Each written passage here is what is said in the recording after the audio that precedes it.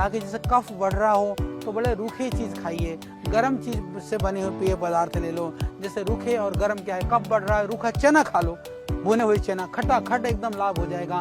और आप खटाखट अदरक डाल करके, तुलसी डाल कर चाय बना करके पी लो, खटाखट काम कर जाएगा। तो कितना साधारण बात और कितना बड़ा महत लाभ है।